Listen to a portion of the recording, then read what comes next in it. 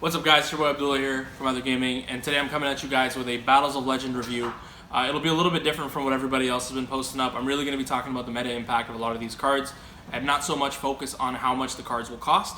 That said, I'll still let you guys know, like, roughly what the price should be after it settles, and also what I think the value of the overall set is. After all, it is Battles of Legend, so we know it's going to be worth something.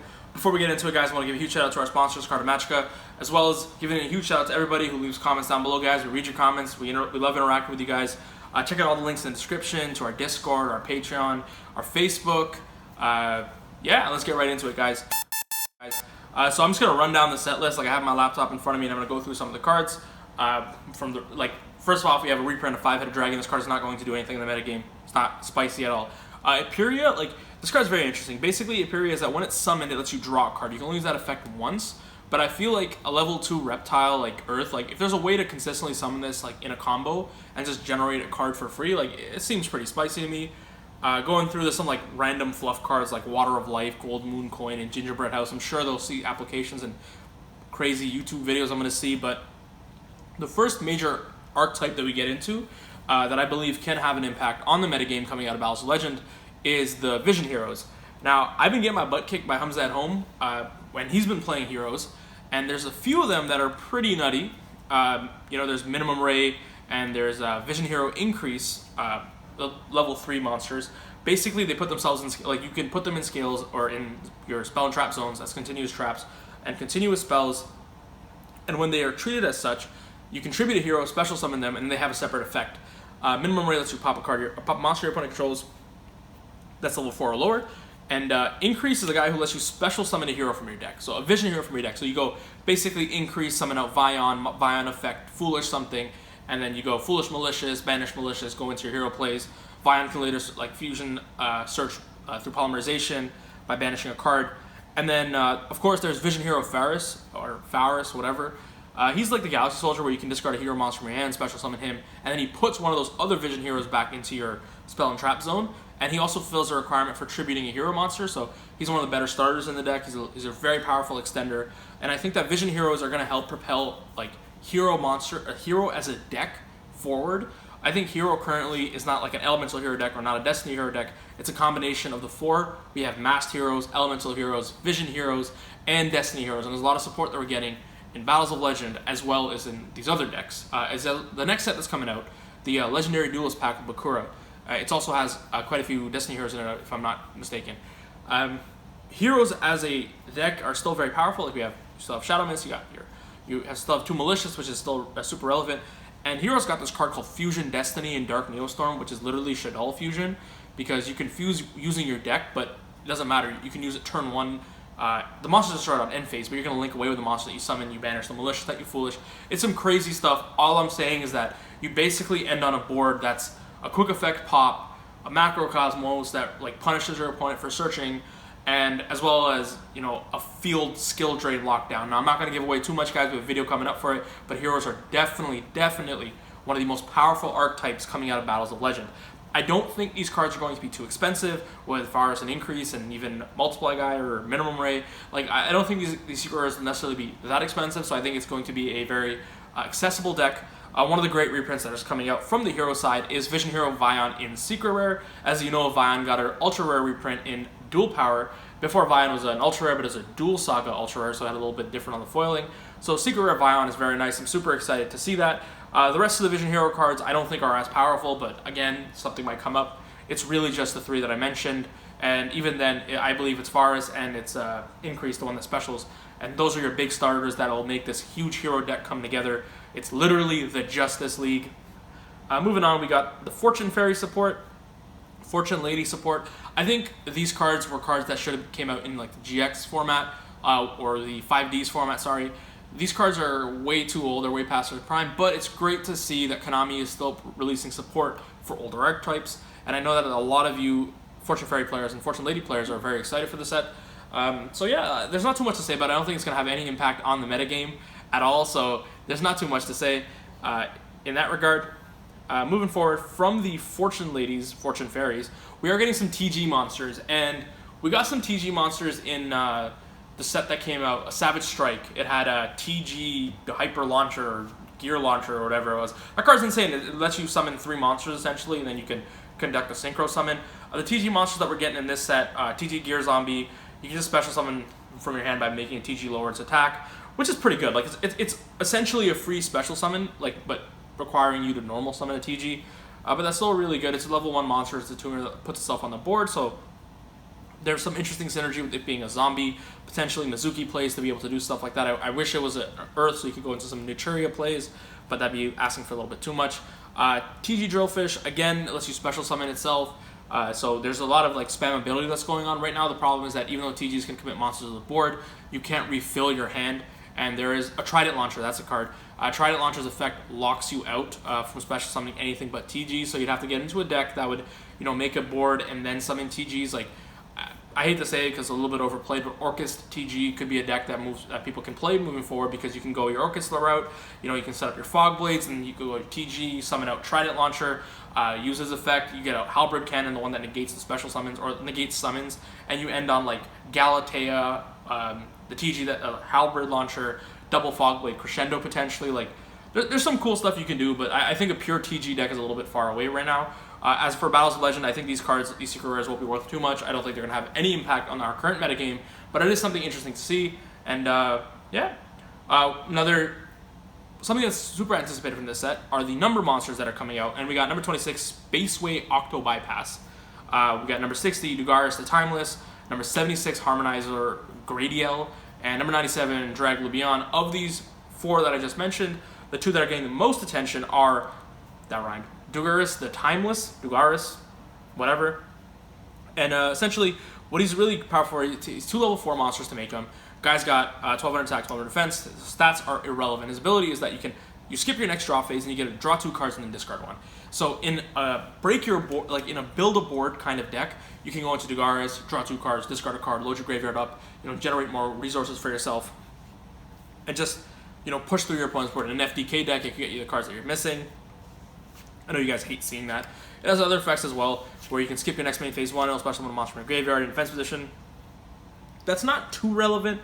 What's interesting to note is that it doesn't negate the effects of the card, so there's that. You can skip your next battle phase and then double the attack one of your monsters you control. So really the effect that we're going to use this card for is the draw 2 and then discard 1.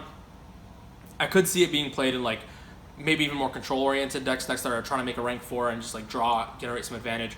You do skip your draw phase, but like Yu-Gi-Oh! Is a game where if the game gets super fast, like a little bit faster than it is currently, you don't really care about skipping your draw phase. You're going to get so far ahead. Even now, you don't really care about skipping your draw phase. So I think that like it's a very powerful effect. Hard draw in Yu-Gi-Oh! Is very scary. And then we have Drag Lubion. The crazy thing about this card is it essentially lets you summon out your Tachyon Dragon number monsters. That 107 comes out the extra deck. I think C107 comes out the extra deck. So Tachyon is a cool card. Lets you negate effects during the battle phase and attack twice. But again, I don't think it's going to have huge impact. The real relevance of these cards in Battles of Legend are the fact that it lets number hunters finish their collections, short of the, Utopia Diabolus, the Mind Hacker. But yeah, like, they're not going to have too much of an impact on the meta. The next archetype we got is Battle Wasps. Now, we've been testing Battle Wasps. Dalha's been coming up with some crazy stuff in the lab with it. It's a deck that, once he gets started with it, you burn your opponent down, and then you finish him off with like the last bit of damage. I think the strategy of the deck overall is very favorable to time. Unfortunately, because it's an OTK based deck, I don't think you ever get to time with it. Like either you kill your opponent really fast or you lose the game really fast. I think that I'd have to see more and more of how Battle Wasps can do going first. I know going second, the deck is fine. Like it can kill your opponent, it can break a lot of boards. They do have a nice searcher. However, I don't think these cards are going to be too expensive. I think it's going to be one of the more overprinted cards in the set. So you'll be able to get your Battle Wasp core for relatively cheap. Pick it up on release, guys. Like the deck is cool as a casual deck, but unfortunately, I don't think it's going to have too much of an impact on the metagame. That said, insects have some insane support, and I'm talking about cards like Insect Imitation. And in this deck, Insect Imitation is crazy. Not just that, like a lot of these cards don't lock you out of special summoning other monsters. They do reward you for having insects on the board, and they do special themselves if you do, but they don't lock you the way some other archetypes do. So one of the things about the heroes was that they do lock you to heroes, which is why you gotta smash all the heroes together, and you'll Avengers unite. But with Battle Wasp, you don't gotta do that. Again, I think it's an interesting concept. It's very similar to how the Mayakashis would ladder up in their synchro plays. But I don't think it'll have too much of an impact on the metagame. That said, like I don't think this detracts from the value of the overall set. Moving forward, we have some OCG imports, and this is where a lot of us are really excited about the set. And this is really gonna be the meat of the video, guys. Like, first of all, we have All Eyes Phantom Dragon. I really want to skip over this guy because this is not Revolution Dragon. Revolution Dragon is a card that lets you discard itself and add a dragon monster to your hand, or like a pendulum. It searches Dark Worm. This is not that card, so we're gonna just go over it. I don't think it's gonna have any impact on our current metagame. But now we have the High Speedroid Kite Drake. Now, Speedroids are getting a few cards that are worthy of mention and worthy of support in this set. And Kite Drake is a big bad boss monster. The guy is almost a generic 8. He's a synchro monster, 1 wind machine tuner, and 1 other monster, a 1 non-tuner monster. When this card is synchro summoned, you can activate 1 effect. Either you just blow up everything on the board except Kite Drake, or you negate the effect of all face-up cards on your opponent's side of the field. I believe, yeah, all face-up cards your opponent currently controls. Card is insane. And then if this card is in your possession except the graveyard opponent's card effect, you can add a Speedroid monster from your deck to your hand. So it floats, it's a negation on the board, it's a fantastic card going second, right? And that's the thing. It's really powerful going second because you either wipe your opponent's board, or you go, oh, you have a board full of Colossus, I'm just going to negate everything and just break your board and kill you. And it's just insane to see that, like, now they have this power card to ladder into. They don't have to rely on, like, Clear Wing Synchro Dragon and Crystal Wing Fast Dragon. Like, not that those cards are bad or anything, but it's nice to see a powerful synchro of this level. This card is significantly better than Black Rose in a lot of ways. It's not generic the way Black Rose is, but I think it's a very powerful card, and I think it's something that, it's a card that's so strong that it just steals games, right? And Yu-Gi-Oh! Is really, like, lacking those cards currently, where we have a lot of bomb cards, and Kite Drake is a bomb. The guy blows up the board too. Okay, next we have a Link monster that I've been excited for since we got the TCG exclusive archetype Vendread. We have Vendread Savior, Vendread All Might, as I like to call him. He's 2 zombie monsters. He's got those Mrs. Radiant and Electromite pointers that we've come to love. Stationary attack, all right? Link 2. This card is nuts. Let me explain it quickly, okay? You get to add a Vendread monster. It's an ignition effect where you get to add a monster from your graveyard to your hand. Vendread card, sorry. Yeah, a Vendread card from your graveyard to your hand. When he battles, you can foolish any zombie monster, and then your opponent's monster monster that it battles will lose an attack equal to the level times 200. So it's a foolish burial, and it's an add back from the graveyard. Now let me tell you my comparison for this card, okay? And I'm only half joking. It adds back a card from the graveyard, right? That's Kagari. And it foolishes when it battles. That's Hayate. We put Hayate and Kagari into a Link 2. It's busted. Not really, but it's a very good card. Vendreads have been waiting for it. I don't think it's going to have any impact on the metagame. Me personally, I love Vendreads. I'm going to play the hell out of this card, but I don't think that it has too much of an impact on our metagame, and I think it's a card that you can pick up for the cheap, and I wouldn't worry about it. Like, if you're going into, and regional season starts up in about a month, if you're going into the regional season, it's not a card you have to worry about. The next card is a card you have to worry about, and this is a very impactful card in our metagame. It's a very powerful card, and that is Blackluster Soldier, Soldier of Chaos. It's a Link 3 monster. It's got those decode pointers, so straight up, and then bottom left and bottom right, 3,000 attack, Warrior Link, Earth monster. The card is insane, okay? So its summoning requirements are 3 monsters with different names, right? But you can also Link summon it by using a monster with level 7 or if you Link summon it using a monster that is level 7 or higher, Danger Nessie, Orchestrated Nightmare, list goes on. It can't be targeted by card effects or destroyed by card effects. That means you can't deal with this card. That means that there's decks like Salamangreat that cannot out this card. There's decks like Sky Striker that cannot out this card. It gets better. When this card destroys a monster by battle, doesn't have to send to the graveyard, just destroys a monster by battle, you can activate one of 3 effects. Gain 1,500 attack, permanent, which means you would have a 4,500 attack beat stick monster giving you 2 Link zones, can't be targeted by card effects, can't be destroyed by card effects. This is like Avramax. Like, you cannot deal with this card. Or you destroy that monster and you banish a card on the field, non-targeting, outs anything in the game basically. Or it can ability to attack twice during the next battle phase, which means you can trigger both effects. So you can go attack like this. I think this is one of the best links in the set. I think that in the OCG we have not seen this card take any like relative like impact or anything, but you got to think about it. We have dangers. Japan doesn't have the danger monsters, and that's the thing. Like, in a danger deck, this is so easy to make with like a level 7 or higher. In Orcus, you can make this with using Orcus Nightmare. You can use like World Wand. You can essentially like, and the card is nuts. You're gonna lose games because they summon Blackluster Soldier, Soldier of Chaos, and you just lose the game because like can't destroy by card effects. You can't target it. It just gets stronger and stronger. This is a snowball card. It's a card you can build a deck around, and I think it's one of the most underrated cards in the set. I think it's one of the most powerful Link monsters to be coming out. The next Link we have coming out is Harpy Conductor. It's an OCG import again. It's not too powerful. I don't think this card is going to do anything. I know everybody's looking at Harpies. Like, people love the deck.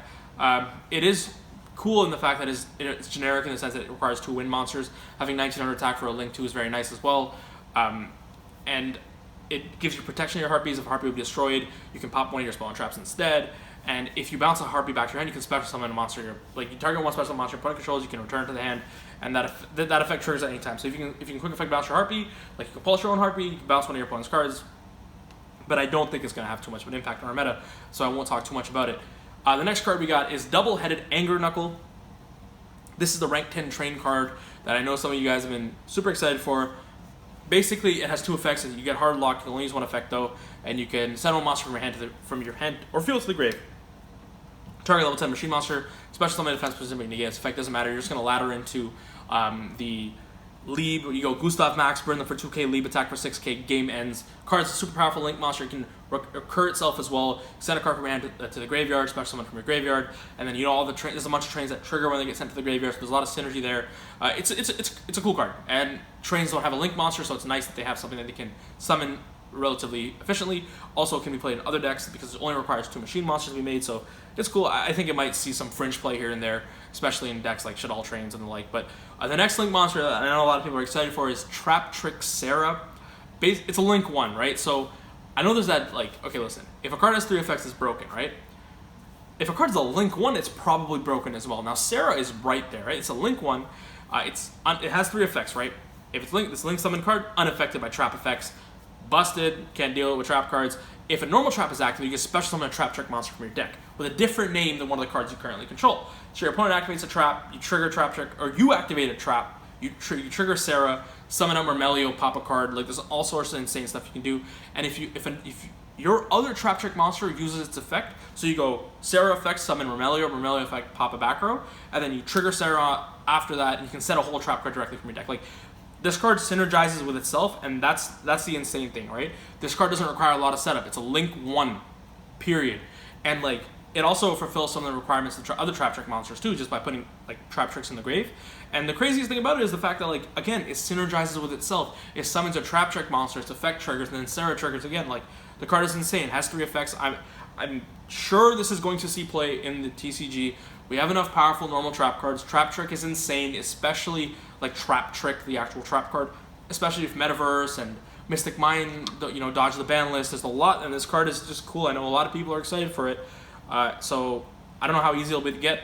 As much as I gas this card up, I don't think it's going to have too much of an impact in our metagame, and Trap Trick is what I really mean for that. I don't think that deck will really do too much, but it's going to be a crazy, fun rogue deck to play, and I know a lot of people are excited for it. The next card we're getting is a Speedroid Link monster, High Speedroid Rubber Band Shooter. Now, this is another card that has multiple effects, so it's got to be decently strong. Essentially, it lets you banish a wind synchro monster from your extra deck, reveal 2 Speedroid monsters from your deck with total levels equal to the level of that synchro monster. Your opponent gives you 1, you foolish the other, you send the other to the graveyard. So it's an add as well as a banish, and you can immediately after this other effect, is that it grants you additional normal summon. So it's very easy to set up the Kite Drake, it's very easy to set up Clear Wing Synchro, to set up a negate. And it's just another card that, an archetype like Speedroids needed. They need a Link monster. And it's got 2 down Link markers. Alright, the next Link monster is Psy-Frame Lord Lambda. Now, Lambda is insane. First of all, Link to Mrs. Radiant pointers. This card's a light, which means it takes 2 monsters outside of tokens, right? So this basically replaces cards like Lanforinkus, Beat Cop as the best generic Link 2 in the game, right? Its effect is this. You can use the effect of your Psy-Frame monsters in your hand, even if you control a monster on your side of the field. That means that you can Gamma while you have a board, which is insane. Because it means that post-side, you can side Gamma in going first or going second. Secondly, if a face-up Psychic monster gets banished, you can search your deck for another Psy-Frame card. So in pure Psy-Frames, obviously, it gives them a card to actually play. It lets them summon some monsters, make some plays. But the greatest application of this card, essentially, is the fact that Delta, Epsilon, Gamma, all resolve and all work if you control a monster. And Lambda lets that happen. At the very least, it's a very powerful generic link to a lot of decks are playing Gamma, a lot of meta decks are playing Gamma in the side deck that can also use Lambda as just a generic link monster, Danger Thunder namely, Danger Thunder Crusader, whatever you want to call it. And I think this card is going to be insane. I think it's going to be one of the most played link monsters out of the set. It might be one of the most played link monsters in the game. And just being able to use Gamma on either player's turn is insane. That card negates anything. The next link monster coming out that I'm most excited for, almost as much as Vengeance Savior, is Magical Musketeer Max. Now this is one of the most ridiculous cards I've ever read in my life. I have had people come up to me and tell me hey, I want to move my musket cards. And I'm like, why? Max is coming out. And they're like, I read Max and I don't think it's that strong. Okay, clearly they haven't read the card, so let's read it together, guys. To summon it, it's 1 level 8 or lower magical musket monster. If this card is link summoned, you can activate one of these following effects. You add musket traps, spells or traps from your deck to your hand equal to the number of monsters your opponent controls, or you special summon musket monsters with different names equal to the number of spells and traps they control. So let's see what this card does, right? If you've actually played muskets, one of the bigger issues is running out of steam. You have a lot of cards in your deck that you want to get to, but you just don't have ways to get to them consistently. And Max just says, all right, yeah, that link monster that that monster that doesn't do anything if you already use this effect. You link it into Max, generate a huge plus. You summon 4 monsters out your deck with this card. It doesn't restrict you to anything. That's the thing. It doesn't restrict you. It doesn't say you can only special summon monsters a turn to use this card's effect. You can or lock you out or anything like that. The card is insane. This is generic. It's essentially a generic Link 1 in that deck, which is just Link 1s are broken. It also has the added effect of letting you use your musket monsters or your musket spells and traps from hand, just like the other musket monsters. The card is nuts, and I think it's going to have a significant impact one way or another. I think it might propel muskets into tier 2. I've been testing muskets with this deck profile coming soon, and I love the card. I think it's one of the most when you resolve Max, it feels so good. It's such a powerful card in that sense. Like Sarah, right? It synergizes with itself. Max does a lot of the same. Sometimes you'll put a monster on board, you need a way to get rid of it. You link away into Max. It has applications in Sky Striker strategies. You can play Sky Striker muskets now because it removes itself from the main monster zone, generates a bunch of advantage. The card is crazy. Next link, guys, Gimmick Puppet Chimera Doll. I don't think this card is going to do anything. Period. Moving on. Salamangreat al-miraj. No, I'm kidding. We'll talk about Gimmick Puppet Chimera Doll really quickly. I know people have been looking for Gimmick Puppets. The only issue with this card is that when this card is linked summon, you cannot special summon monsters from the extra deck for the rest of the turn, that aren't Machine Xyz monsters, which is ridiculous because you can't really do anything with that. But I know that in Gimmick Puppets, it does let you do some cool stuff. And I know Gimmick Puppets are getting future support in the next set as well. So, we'll see where this card leads them. I don't think it'll have any impact on our current meta. However, down the road, we never know. Now, the next card that I know that's going to have impact on our current meta, you can check by some of the pre-sale prices, is Salamangreat al-miraj. Again, a Link 1 that points down. This card is insane from a design perspective, right? It takes 1 normal summon monster with 1,000 attack or less. So there's some very popular cards to do with this, right? We have, for example, Sangan. You link away Sangan. It turns Sangan into another copy of Mellowsleep, which means you have multi-faker on demand. Also, in Orcust, this card turns a lot of normal summons into 1-card combo. Boots becomes a 1-card Orcust combo. Also, cards such as Alistair the Invoker turns into some crazy combos. You just go normal summon Alistair Certification, link it to al-miraj, and it opens up a link zone for you that you can summon to. And then al-miraj's effect is that you can tribute this card, target one monster you control. It can't be destroyed by opponent's card effects, or it can't be destroyed by your opponent's card effects. And then when a monster you control is destroyed by battle, you can special the card back from your graveyard. So this card is insane. It's kind of like Link Creeper in that regard, except you can use it for monster with 1,000 or less attack. You can basically, it opens up 2 link zones, right? Because you can go al-miraj, summon to its pointer, tribute the al-miraj, target one of your cards, and then summon another monster into the extra monster zone. So it's a Link 1 that puts a body in grave, that wants to be in grave for the most part, but it opens up 2 link zones for you. Just think about that. Think about how insanely broken this card is and the amount of decks that'll play this card. Orcust will play it. Orcust can play it, as well as decks like Ultrageist can play it. And Ultrageist is a deck that's basically been untouched for the past few ban lists. So we might get to a point where Ultrageist just hits critical mass because none of his cards have been hit, and it just puts in a lot of work. So those are the Link monsters. I think there's so many of them. They're so powerful. Namely, for me, the BLS Link, the Salamangreat al-miraj, Trap Trick Sarah, and Magical Musket Max. These cards are insane. Period. Now we're going to get into another very interesting card called Dark Sacrifice. When your opponent activates a card or effect that would destroy a card on the field, negate the effect, then send a level 3 or lower dark monster from your deck to the graveyard. So it gives you some protection. It's a normal trap, but you can trap trick it out, as well as all other things. I think that just the fact that you can Ash Blossom it does hurt it a little bit, but like just because a card loses Ash doesn't mean it's bad.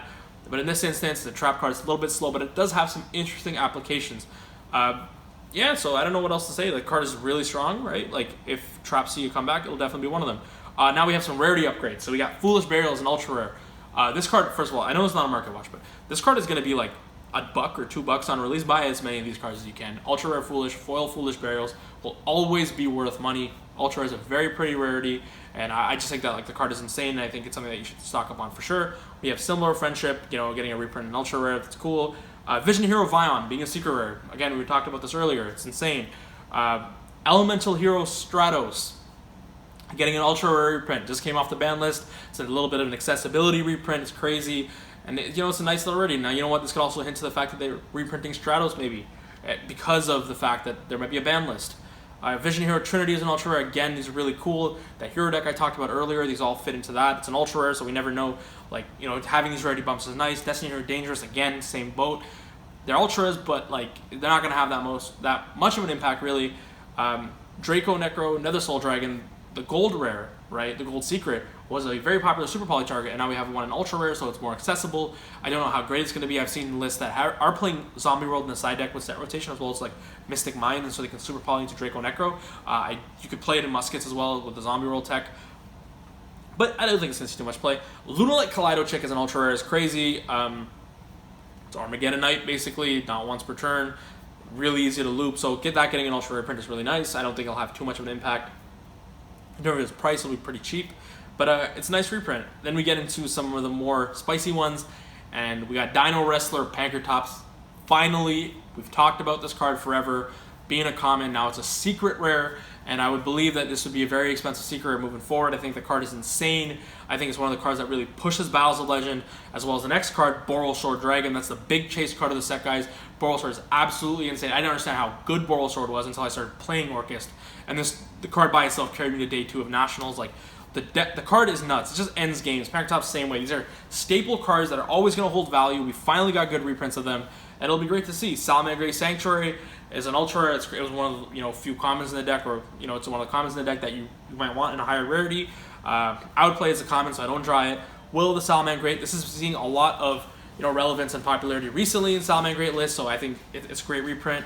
Cyberstein Accessibility reprint is a secret rare. It's beautiful. I don't think it has too much of an impact in our current game. It's power crept and outshone a lot by Agripane. Then we have the White Dragon and the Black Dragons. They're crazy in the Danger Thunder decks and in all the other Chaos decks that really abuse these cards. The cards are crazy, like Link Engines, and I think that getting full versions is great. We know this is going to have an impact on the metagame, guys. These cards are already metagame cards. Artifact Scythe as well. I think Ultra Rare reprint really will bring the value down from a $20 card, come down to like $5 now. It would be very cheap for the original printings. Lancia as a secret rare is fantastic as a reprint. We know this will see significant play in our meta. 5-star reprint, guys. The Shadal Falco, Hedgehog, Squamata, Beast, no Dragon, which kind of sucks, but Beast, getting full versions of all these cards is crazy, especially when we know that there's the Shadal structure deck coming up on the horizon, so you never know what the support's going to be. Make sure you get your sets of these early, because I think they're going to be very cheap, but down the road you're going to be like, oh, I could have sworn I had a Shadal Beast somewhere, like I don't know where it went. Subterra Guru, the card should have been full from the first place. Again, Subterras are a deck that post ban list could do a lot of work, and on the Worlds list, especially Worlds Championship, like it might be the deck to beat. Herald of the Arclight as an ultra rare is also a very nice reprint. I don't think it'll have too much of an impact on the metagame. Just decides on how well Necroz does. Necroz Cycle, Konami already hinted at that. Cool, we need it to play the deck.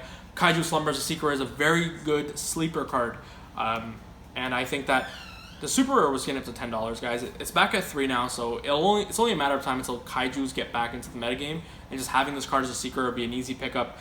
Currently, it's not that powerful. However, you could side it in certain decks, and I think moving forward, it might be a very powerful and very impactful meta card. Summon Limit as a continuous trap, guys, is our best way to really play Vanity's Emptiness currently, right? So this is a card that restricts a lot, and that's why I think it's insane. And finally, we come down to the last few reprints, the Sky Striker cards, Ray, Engage, Widow Anchor, and Afterburner. Obviously, guys, Striker from the top 4 decks in our current metagame. The engine splash into numerous decks, countless decks. it's gonna see a play. It's gonna see like impactful play as well. But again, the ban list might come. I think because we're getting this reprint and we're getting it reprinted in the Mega Tins, it means that either the list will not hit this deck or we're not going to get a list until after the Tins. And the final reprint card, Utopia Kaiser, number 93. Card is not going to do anything in our metagame. It's crazy because you finally get a prize card reprint, but it won't do anything else, guys. Now, I hope you guys enjoyed the video, guys. I know it was a little bit lengthy, but I always like talking. There's a lot of archetypes that are coming out of this set that that are going to have significant impact in our game. Sorry, a lot of link monsters that are very powerful. I think it's fantastic. I personally believe it's the best Battles of Legends set so far, and because of that, you should make sure you get your places of your cards. Don't get caught paying $10 again for like Sanctums and Denko Sekkas when you had a bunch of them before, guys. Anyways, guys, I blew it from Other Gaming, signing out. Peace.